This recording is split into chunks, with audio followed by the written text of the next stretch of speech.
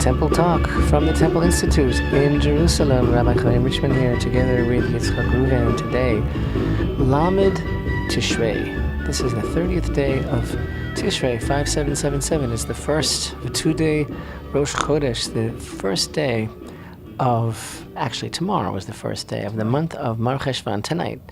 And it is the Probably first... when you're hearing this first. Yes. At least in Israel, it will be already the second day of Rosh Chodesh and the first day of Cheshvan, Marheshvan. Tuesday, November 1st, 2016, and this week is Shabbat, Parshat Noach. Marheshvan, which literally means Mr. Cheshvan or the bitter Cheshvan, is actually, I think, one of our favorite months, Yitzchak. It's a very elusive, very enigmatic month, and of course, the 29th day of the month of Marheshvan is a very special day, because that's way at the end of the month, but it is Yitzchak Reuven's birthday. So it's please. Also Sigd. Yes. It is also the Ethiopian festival of yearning to return to the land of Israel and the Temple Mount and the Holy Temple. It's very connected with the Holy Temple, the festival of Sigd.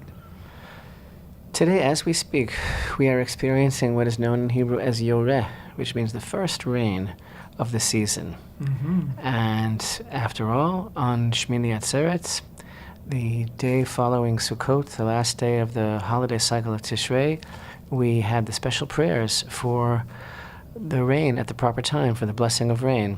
Although it won't be until next week, until Tuesday, the 7th day of the month of Marheshvan, that we will actually begin formally asking for rain.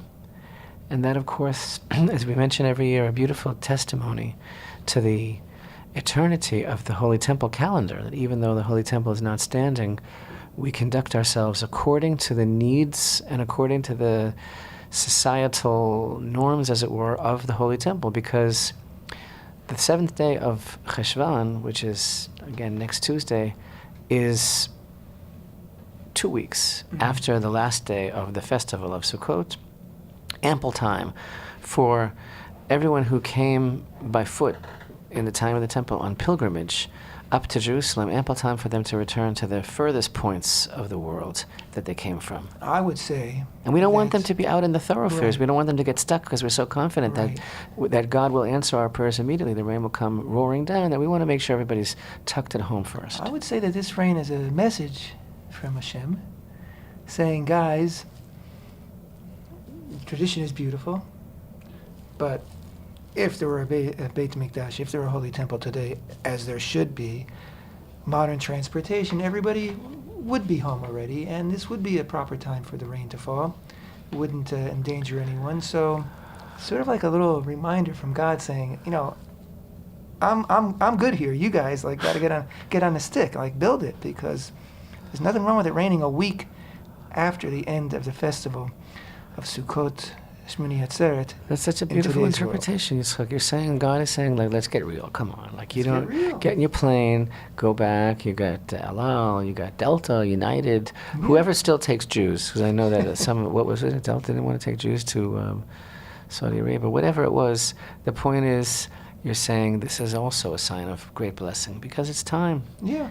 And we could use the rain. This month is so beautiful and so special and so unsung, because of the fact that it comes after Tishrei, which was so tremendously action-packed with a lot of on-hands visual devices. First of all, we went through the whole process of Rosh Hashanah and Yom Kippur and Teshuvah and fasting, and then we had Sukkot with all its beauty, and we had the 4 species, and we had sitting in the Sukkah, we had dancing with the Torah on Simchat Torah. And Marheshvan ostensibly doesn't have any equipment, as it were. It doesn't have any accessories. It has some very amazing days that we're going to be speaking about, like the 6th day of Marheshvan, which falls out on Monday, this coming Monday next week, which is, of course, the great day that we celebrate, that all those who ascend the Temple Mount with great dedication and purity and reverence, we celebrate that day as a day for rallying around the Temple Mount, because it is the day that the illustrious sage Maimonides, Rabbi Moshe ben Maimon, the great Rambam, that under great personal peril and duress in Crusader times, he ascended the the Temple Mount on that day, and he was so moved that he actually wrote a letter for posterity and instructed all of his descendants for all time to have a festive meal on that day in commemoration of the fact that he merited to go onto the Temple Mount to pray. And we're going to be speaking more about what's happening this year on that day. And of course, excuse me, on the 11th day of Marheshvan, why? That's the anniversary of the passing of our matriarch Rachel. True. And we mentioned, of course, the seventh day. This is the day of asking for rain, and the 29th, which is the day of Yitzchak Reuven's birthday, a day that was probably set aside. I'm sure, definitely set aside from the original 6 days of creation, a day for great celebration and joy. Look, behold, a child is born to us. Yitzchak Reuven is his name. Born over in New Jersey. I'm going to get you when it's your birthday. Oh. I'm going to announce it to everyone. But the most amazing thing about the confluence of this Rosh Chodesh today, Lamed Tishrei, the last day of the month of Tishrei and the first day of the 2-day new moon of the month of Marheshvan, and the confluence of this and Parshat Noach, which is what we read this coming Shabbat, the Torah portion of Noah. You know, we're talking about water here. It's raining as we speak. In fact, here in Studio B of the Temple Institute's famed Abernathy studio in downtown Jerusalem, we were without electricity for a little while now. We just were waiting for it to come back on so that we could record. First rain of the season, we're already out of electricity. Water, the element of faith, the element of belief, the elements also of, as we see in this week's Torah portion, of retribution, because it is tantamount to such a direct manifestation of godliness. It is such a, it's such a like an acid test of where we are in terms of our faith, our raw faith. Many times, too many to count. Times in the Torah, Hashem speaks with the metaphor of rain at its proper time as our reward for hearkening to his words, the Torah and mitzvot. And it doesn't just mean rain. It means livelihood. It means everything as it should be in the world. And everything as it should be in the world is an interesting way to define it also when we talk a little bit later in this broadcast about the unique characteristic of the generation of the flood and what made them so evil. Because, and now if there were children present, I suggest they leave the room. I'll give you a few seconds delay. Okay, because the sages describe that the generation of the flood was the most evil generation in history.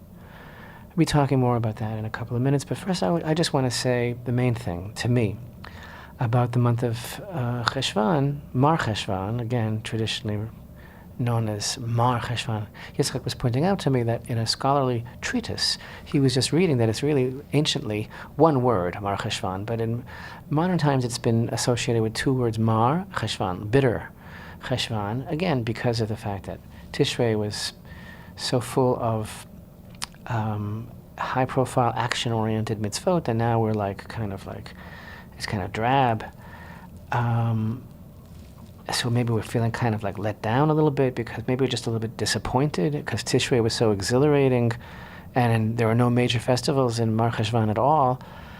And maybe disappointment is an interesting theme because, pardon me, but in this week's Torah portion it seems that God himself is a bit disappointed with, I won't say with his creation because he definitely wasn't disappointed with his creation.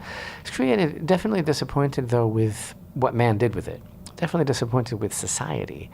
And society is something that we have to speak about a lot, especially because it's election season in the United States. Ooh. Ouch! Yitzchak is grimacing. Eyebrows are up. Grimace. But the main thing I wanted to say is that Marheshvan enters, and the fact is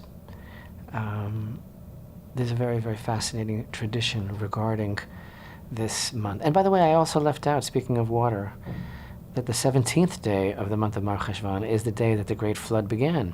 17th day of Marheshvan of this very month is the day that the flood began in the time of Noach. And the reason that water, as I mentioned, is an element of faith, and faith because especially in the land of Israel, we are dependent on Hashem to give us water in the appointed times. We call it the rainy season. It's not like other countries where there is an ample water supply all year round. Here, we need the rain so badly that you will not find anyone, and I always marvel about this, you'll not find anyone from the simplest person in the streets that will ever say a bad word about the rain. It's such a beautiful thing about our people, like, whoever it is, from professionals, housewives, taxi drivers, whoever you speak to, nobody would ever have the audacity to say, oof, it's raining, oof, my plans have to change, or I have a leak in the roof, which we all do, or anything like that. Because everyone knows the rain is the greatest blessing of all. Let it just keep on coming. Let it just keep on coming, no matter what my personal inconvenience might be.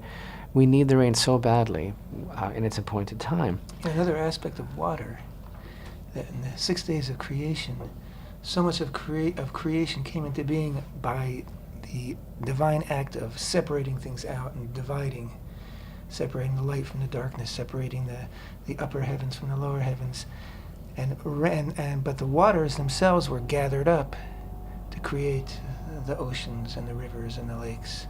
So water itself always finds a common point and a place to gather. We know that water will always seek the lowest point and then fill that up and raise it up. It's a beautiful thing about water, which I think reflects an aspect of faith. Well, further to your point, actually, it is the aspect of faith, because when we open up the Torah, and we open up to Genesis, we open up to last week's Torah portion, to the very beginning.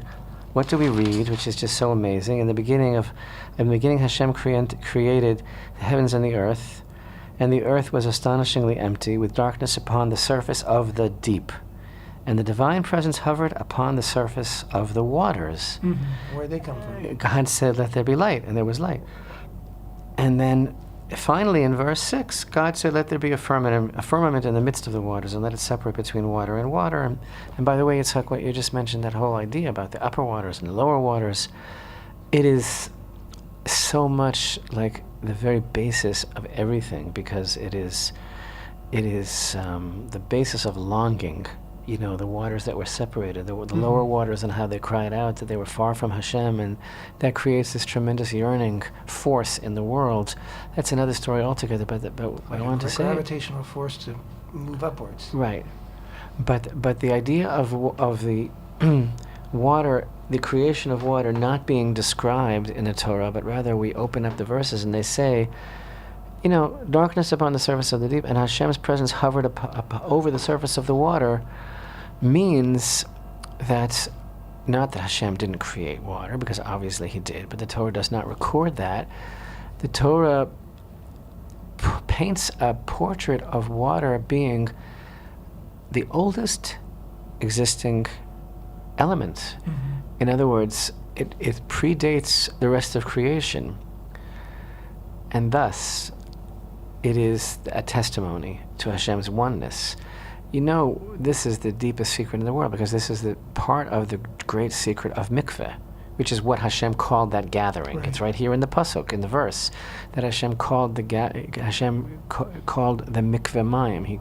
He gathered the water together. But one of the aspects of the secret of water purification in Torah understanding is this idea of immersing and being reborn, and the mystery of how the water purifies and cleanses is very much parallel and connected to the mystery of how Hashem created the world from nothing altogether. And just as I don't understand that, so also like Hashem grants me purity through the water, because when I'm in the water, I'm recalling, this is like, this stuff here I'm looking at, this is like, this saw Hashem create everything. And that's by the same token, I believe, why water is so synonymous with faith, right? And why exactly why it was also used as retribution. And we need, again, we're going to talk a little bit later about the nature of that extreme generation once we know the children have been accounted for. Anyway, back to Marheshvan for a moment. Just referring to the beautiful tradition about this month that we love so much, which is recorded in the Midrash Yalkut on Melachim, and that is as follows: that in these words, the tabernacle of the desert was completed by Moshe in the month of Kislev. However, Hashem commanded Moshe to wait until the following Nisan to inaugurate it. And as we all know, Rosh Chodesh Nisan, another of our favorite days of the year, Temple Mount Awareness Day, the first day of the month of Nisan, is the day of the inauguration of the Mishkan, the tabernacle, but it was waiting around since Kislev. So the Midrash states, as in these words, the month of Kislev was embarrassed. And so Hashem rewarded the month of Kislev with the rededication of the second temple during the era of Chanukah. Okay. The Midrash continues and states, the first temple built by King Solomon was completed during the month of Marheshvan, which is the month known as Bul. See Kings 1, chapter 6, and verse 38. However, through divine inspiration, King Solomon was informed that he was not to dedicate it until the following Tishrei. So, once again, this time it was the month of Marcheshvan that was embarrassed. And God promised to repay it in the future with the dedication ceremony of the third temple. Whoa, there you go. So this, in one fell swoop, covers a number of points. One, it explains that although ostensibly on a surface level this month of Marheshvan seems to be drab or devoid of major celebrations, that's only because it is on hold for the wonderful greatest celebration of all, and that is the dedication of the third temple. Two, though, we have this very strange kind of metaphor here in this midrash that describes a month as being embarrassed. And Hashem is going to pay back the month because it was embarrassed. He paid back Tishrei. How do you know the month's embarrassed? It gets red in the face? He paid back Kislev, and now he's paying back Marheshvan. What does that mean exactly? A lot of wheeling and dealing. What does that mean exactly? Because we know that the words of the midrash are not children's tales. It bespeaks a dream. It bespeaks the dream of a nation, and we know, of course, that the sages engage in highly poetic form. But we mustn't look at this as merely anecdotal. We must realize that they're giving us a tremendous message, and that is that any time is a good time, first of all, for the third temple to be dedicated. But there is something inherent about this month. I think it's very much connected to the flood and very much connected to the elements that we've been speaking about until now, but the elements of disappointment and the element, because the month of Marheshvan is just as disappointed as Hashem was with the world as we begin this month and we read this parsha. But what does it take to make this come true is the whole question, and that's what we've always been obsessed with. And again, as we reported last week regarding the tremendous increase of Jews that are conscious of the Holy Temple, that are working towards the Holy Temple, that are ascending the Temple Mount, and we're going to be speaking more about that tremendous, unprecedented and innovative celebration next week in the Knesset itself regarding the Temple Mount. All these are signs that the embarrassment of the month of Marheshvan is about to be lifted. But who is it that's lifting it? It's not like something magical that Hashem is doing. These are not, just like tall tales. This is not about some sort of sleight of hand. It's about the people. It's about the people making the right decisions and living the right way. It's always about our taking responsibility. Anyway, the idea is that the month of Cheshvan is laden with potential. It is portentous in a very, very good way. It's just waiting on us. Exactly. So that is exciting. So speaking about that day next week, the 6th day of the month of Marcheshvan, again, Maimonides writes in his published letter, which we have right here, which I think we have a copy of in English translation and in the original Hebrew on our website. You can tell the people, Yitzchak, what the link would be on that website when you get to it, but I'll continue in the meantime. So he writes in a very beautiful description about how he set out from Akko. He describes that it was under perilous conditions. The peril was that it was very difficult for Jews to traverse the byways and the highways of the land at that time because they were killed indiscriminately by the Crusaders. And yet, facing those difficult circumstances, Maimonides came to the Temple Mount, and he describes how Nichnasti, I entered into Habayit Hagadol v'Hakadosh, into the great and holy house, and I prayed there. And of course, this goes hand in hand with his description in his laws of Beit HaBechira, of the chosen house, in his great monumental work, Mishnah Torah, where he tells us in chapter 7, where he describes what Morah Mikdash means, what it means, proper reverence for the Temple Mount. He describes how one goes to the permitted places and how one acts there. And this is exactly what he himself did on that day, the 6th day of the month of Marheshvan. Yitzchak can tell us the exact year as well. Oh, I just changed the page. Give me the exact year. Exact year. In which that took place. And he was so moved, Maimonides was, that he instructed all of his descendants for all time to have a festive meal, to make it like a personal day of rejoicing, which there is such an idea in Jewish law that if one had a great miracle or a great thing happen to them, that they make that day into a day of personal festival. So, I know you have that year. I know I have it. It's in that, yes, it's in that article. Right. I'm not sure I'm on the right page. Okay. But So let me continue in the meantime and explain that next week there's going to be a conference that's going to take place. Just keep could you put your headphones on, Yitzchak, because I'm not able to hear and I don't want to miss the cue, which we have already. Yeah, nope. We're good. We're good? Keep talking. Okay. So next week there is going to be a conference in the Knesset of Israel in Jerusalem on Monday, the 6th day of Marheshvan, the 7th day of November, in celebration of the connection of the Jewish people to the Holy Temple Mount, which is such an unbelievable and unprecedented thing. We're going to be talking more about that when we come right back to Temple Talk.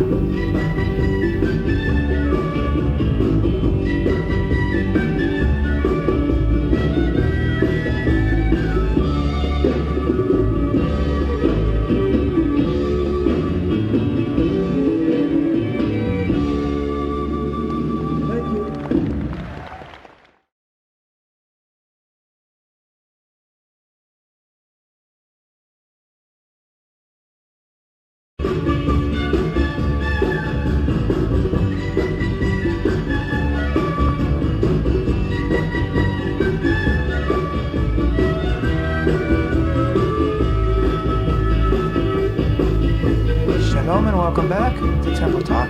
This is Yitzchak Reuven here in the studio with me today, and always Rabbi Richman, Jerusalem, Israel. We're at the Temple Institute. Today is 30th and final day of the month of Tishrei, 5777. It's the first day of the 2-day Rosh Chodesh, new month celebration of the new moon, a new month of Marheshvan, which we've been talking about. It also happens to be November 1st, 2016.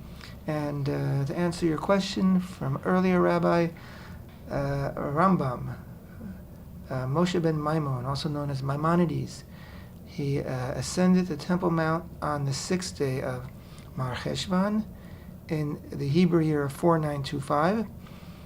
And that translates into the Gregorian year, I think that's what we call it, it was the 31st day of October, 1164.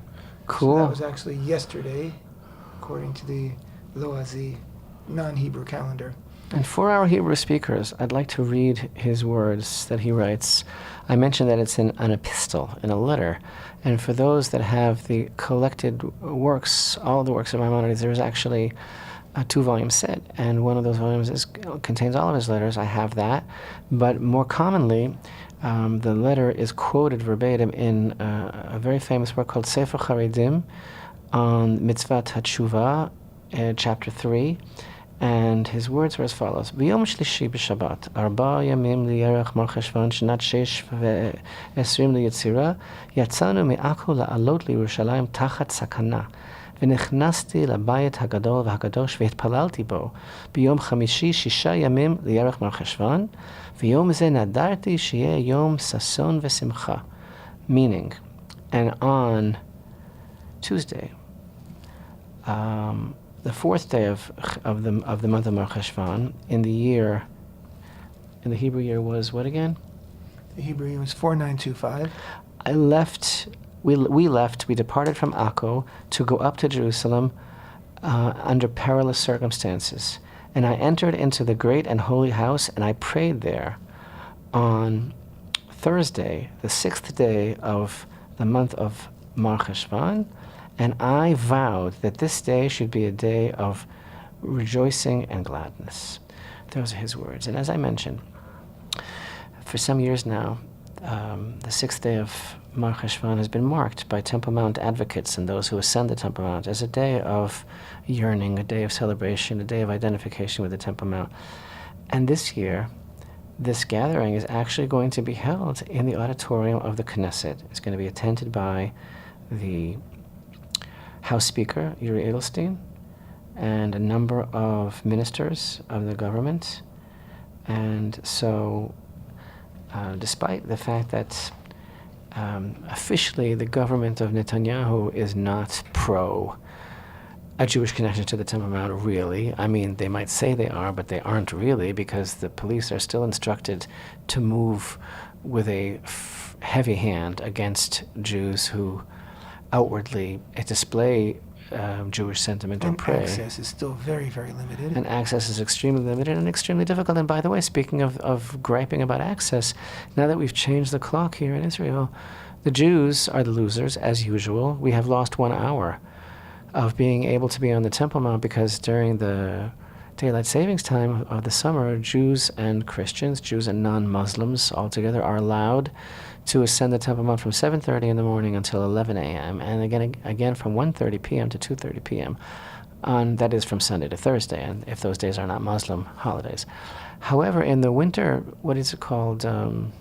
Winter time. Daylight savings time? Oh, I thought that was the summer. Maybe it is. Whatever. But anyway, we changed the clock, and now the access for non-Muslims is from 7:30 to 10 a.m. in the morning, and from 12:30 to 1:30.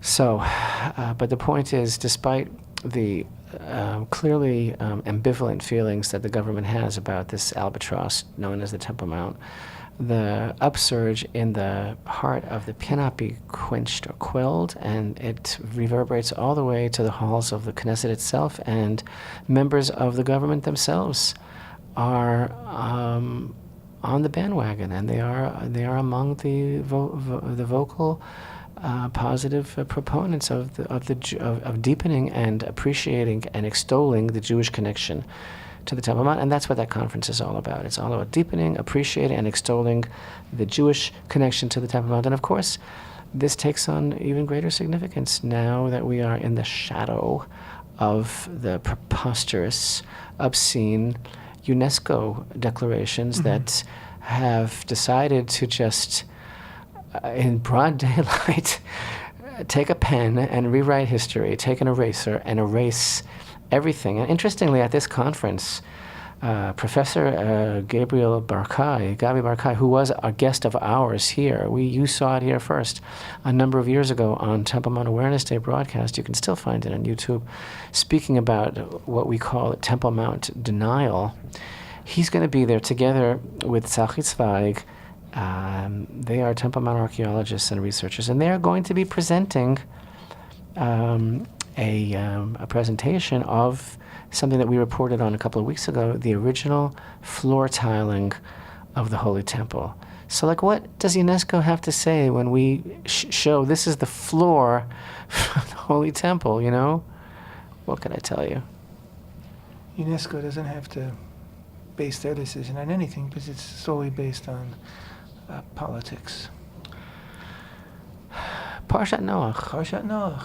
Noach was a great tzaddik. He was a righteous man. Righteous man. Torah testifies, it's right here, I want to read it to you. in the beginning of this tremendous upheaval that is the Torah portion of Noach, we will be reading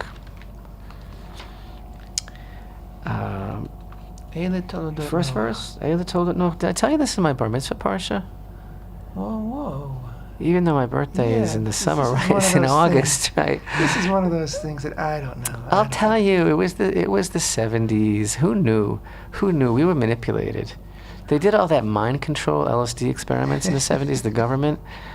They're the government. They're on our side. They won't hurt Timothy Leary you. was your rabbi? I didn't know that. No, but the point is that people were away, and he said, it's not a good time to make it now. Wait until the fall, whatever. Anyway, so I'm not going to go there. But the point is, That's another Marheshvan disappointment or miracle. Eila toldot Noach ish tzadik tamim haya b'dorotav et ha'elokim hithalech Noach. Noah was a righteous man, perfect in his generation. God walked with Noah.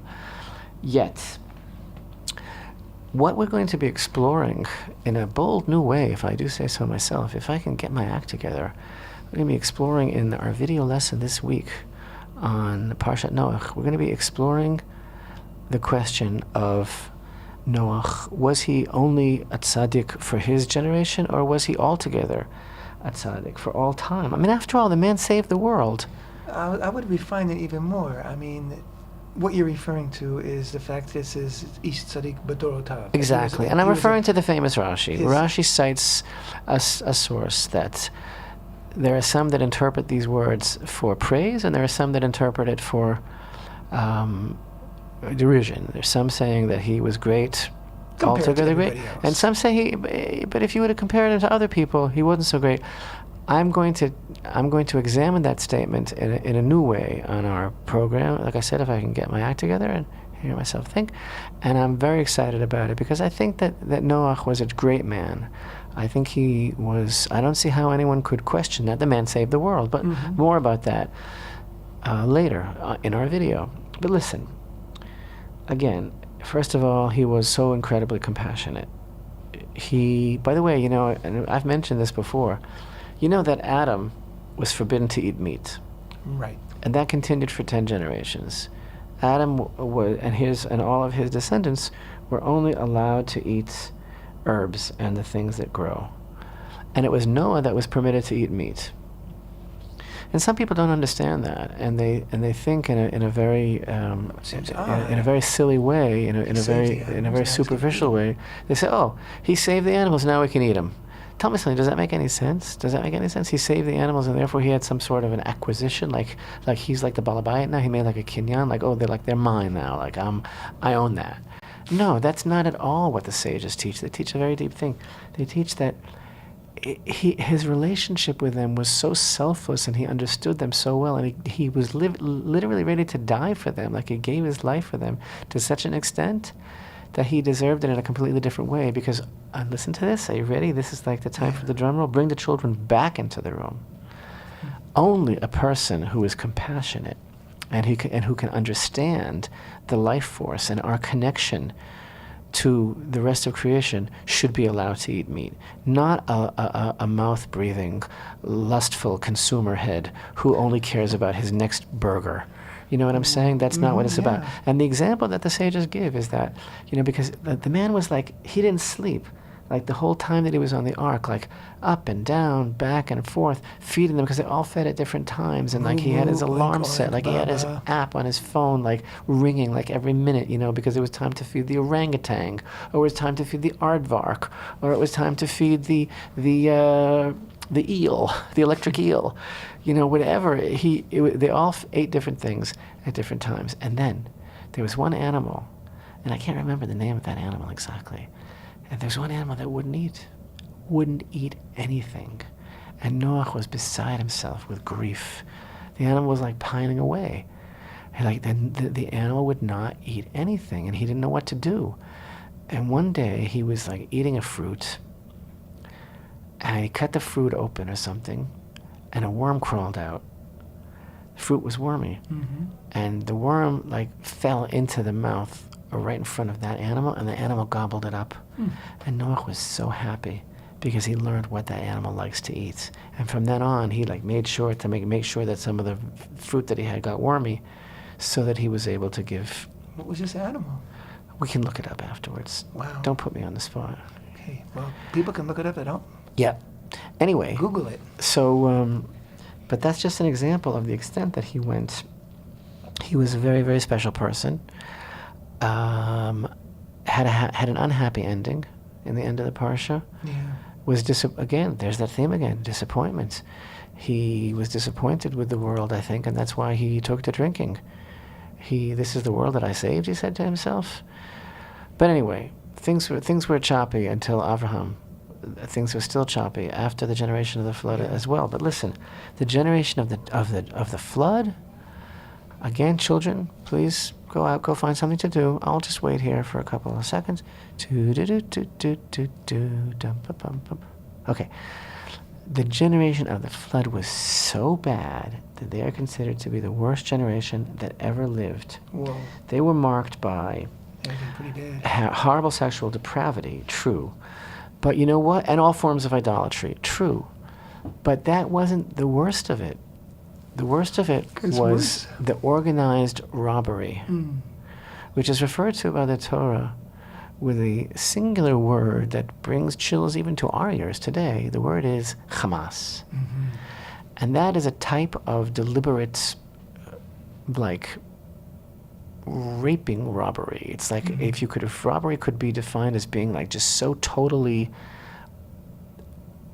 aggressively armed and it's cold-blooded robbery. Right.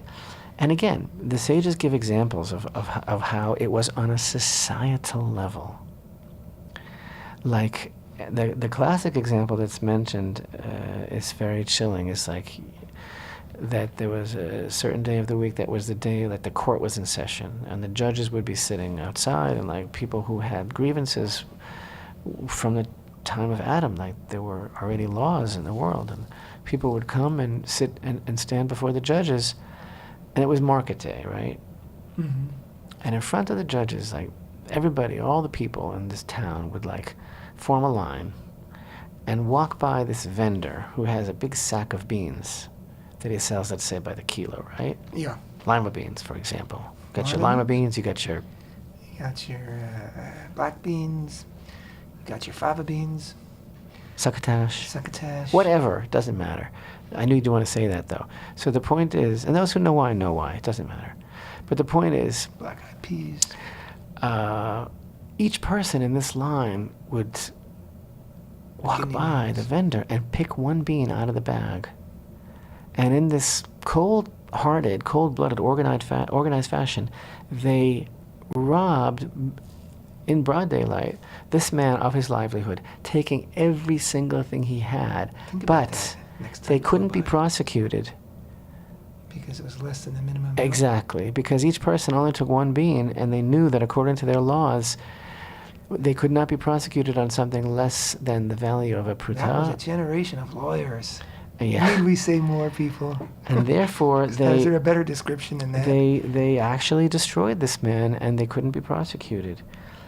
So that's kind of like a selective justice, and self-serving, and it's extremely a type of like the Hague. I was gonna say it rings a lot of bells for me of cognitive dissonance. Like you might not see any basis of comparison at all, but like yesterday there was a drive-by shooting near Beit El. Mm-hmm. And one person was hurt very seriously, and others wounded. And the perpetrator was a Palestinian officer in the Palestinian police. Mm-hmm. It's not the first time that that's happened. It's happened quite a bit. And I'm not talking about the fact that Hamas, there's that word again, called on more Palestinian police officers to commit more shootings. But I'm talking about the fact that, like, where are you going to see that? You, listeners, where are you going to see in any of your media outlets that the perpetrator of this shooting on Israelis was a Palestinian policeman? Where? So that is this unbelievable cognitive dissonance whose of salary is selective paid justice. by your tax money. Yeah, exactly. And when he's in prison for his terror, he will continue to receive a stipend paid by your taxes, and be glorified if he's a, quote, martyr, and institutions that are paid for by your taxes will be dedicated in his name. It's just so insane, and it's all about bashing Israel. And then in the meantime,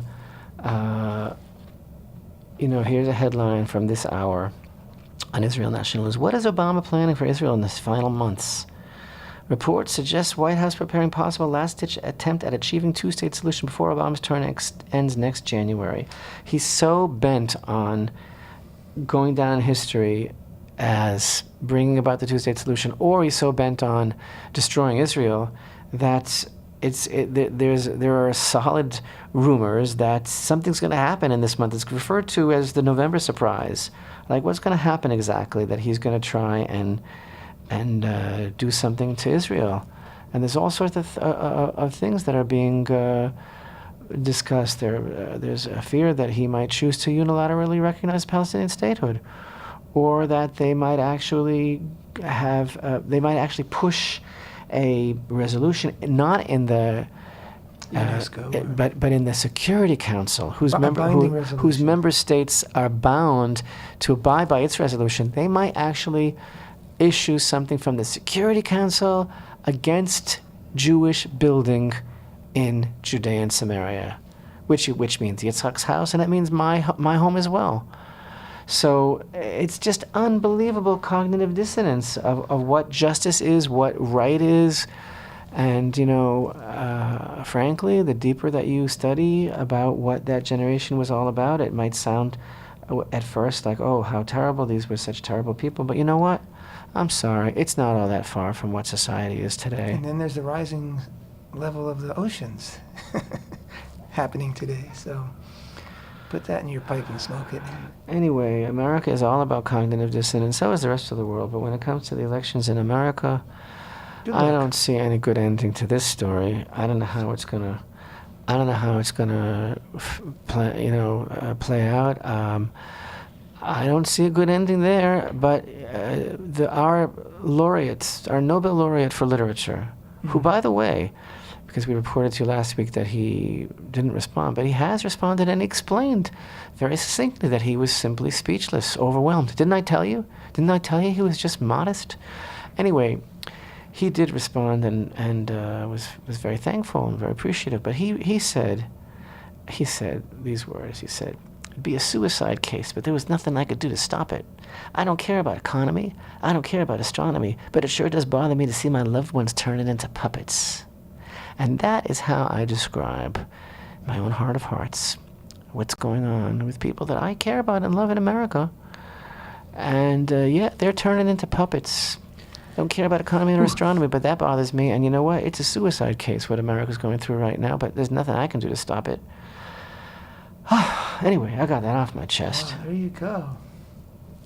So, quoting the poet laureate. He's a literature laureate. He's a literature laureate. He knows it. I hope you don't blow it.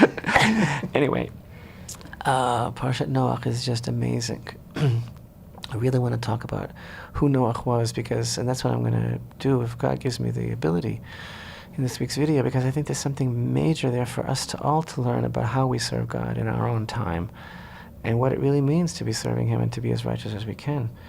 And don't be down on Noach, because he did save the world. He had a very, very tough job, and he was extremely compassionate. Anyway, nobody listened to him. I know what that's like. And you know what? It's just like the most horrible thing about that generation, Yitzchak, that I've ever read is as follows. Listen carefully. Open up your heart in the deepest way. I think the children should hear this, okay? The Midrash describes as follows, okay? Look at me in the eyes for a minute here. I'm looking. The world was so beautiful. It was lush, beautiful water everywhere, lakes, streams, rivers.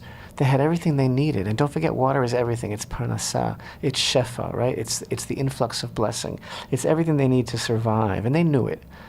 And I'm describing these people to you, how cocksure they were, how arrogant they were, how they would openly steal and pillage, and how society meant nothing.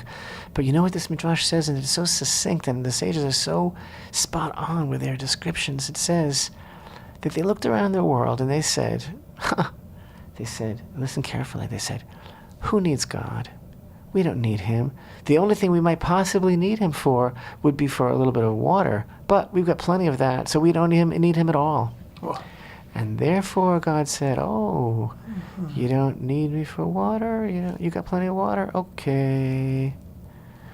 Anyway, I'm not going to say anything more. There's a lot there. There's a lot there about appreciation, about gratitude, about not taking things for granted. so you know what? Maybe the lesson of Marheshvan is, even on a quiet month without any outward signs of whatever, we need to be grateful and thankful for all of God's blessings. And the rain, which began falling today in the land of Israel, is reminding us of that right now. So we wish for everybody a Chodesh Tov, a very good month of Marcheshvan. Thanks for being with us. Temple Talk.